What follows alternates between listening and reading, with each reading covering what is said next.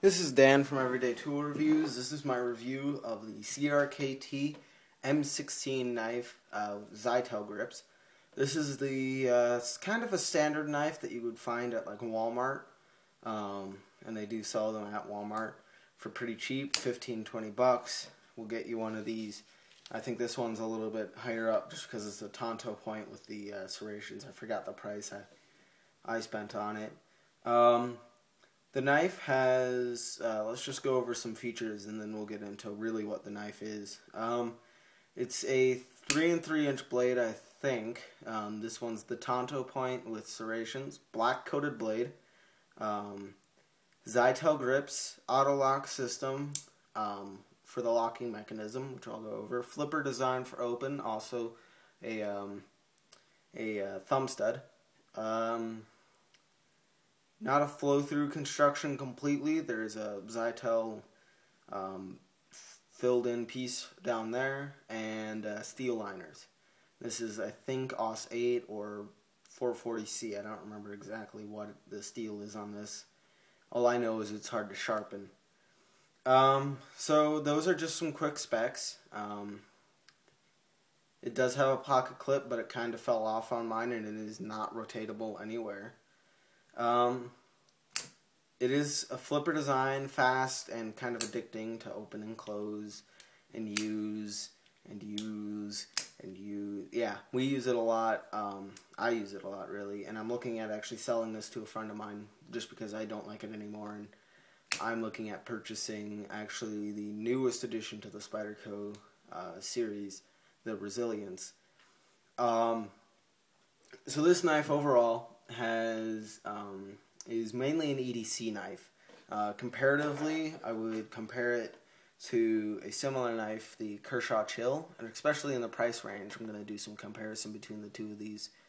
So this one is made in China, I'm pretty sure, and does not specify on the blade. Let's go over things that they did get right. They did get the jimping right, well, mostly. They got jimping on the back, so if you were to do a thrust cut, or if you were to do some downwards motion cuts, that would work pretty well, but don't suggest doing too many. There's not much here to be able to use. They did texture the pivot screw here and the thumb stud, and then they jimped along the liner lock. There's some texturing around this auto lock system, and then there's some texturing, jimping around the flipper design.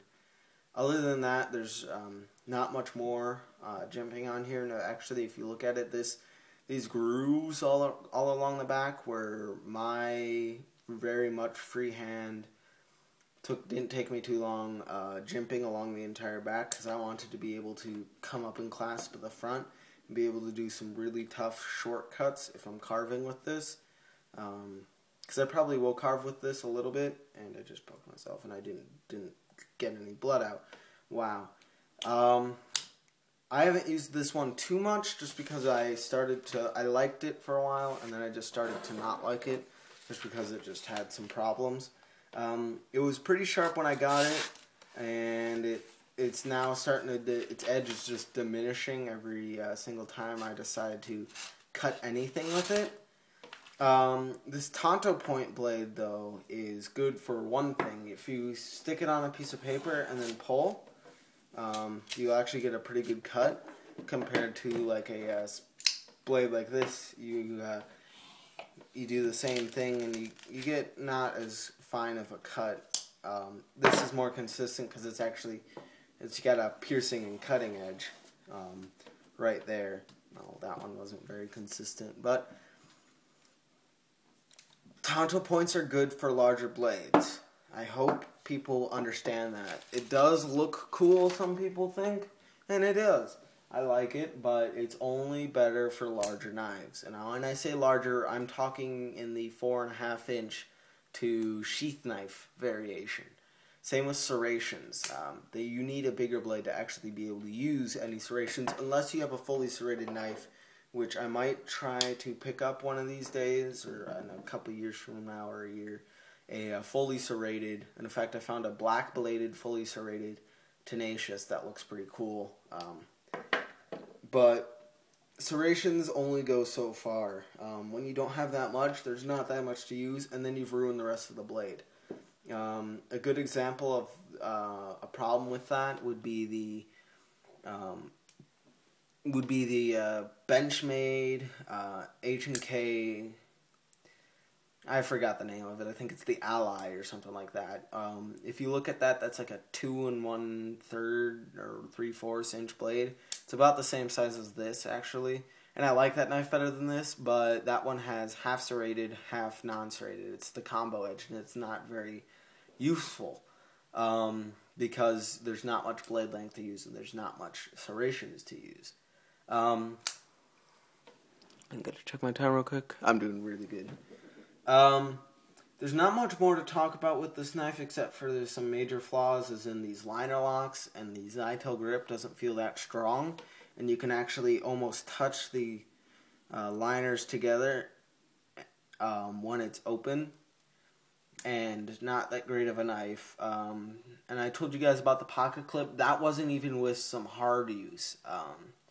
It just didn't hold up to the wear and tear that I decided to put on it. It does center, sort of. It's a little bit over to the right, but comparatively between the Kershaw Chill, which has some very same points, but excels in a couple different things. This one's just a little bit thinner. They actually skeletonized the liners on these. This one's actually faster and more addicting.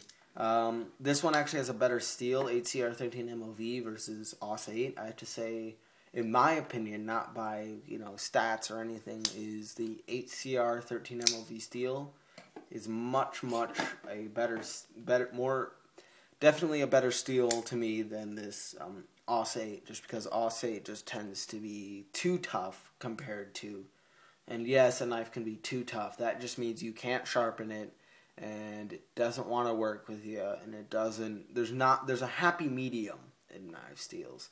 VG10 is a perfect understanding of that. I don't have any VG10 knives on me. Yeah, the overall, I give this maybe a 2 out of 5, just because it doesn't excite me. It excited me when I got it, and it's just one of those ones like, woo, I got a knife. Wait, it doesn't do what I want it to do. I mean, it doesn't even cut through cardboard that well. I mean, watch. 1 second. I'm really struggling to get in at all, and then it doesn't want to cut. I'm really giving this knife a 2 out of 5, and moving on to the next knife. And moving up and moving up and moving up. And this whole knife buying business is all trial and error, guys. I'll post an update video probably soon, just on what's going on and how everything else is going in this whole knife world of this way. And I'll have gear reviews up sometime. And yeah, so this has been Dan from Everyday Tool Reviews, and out.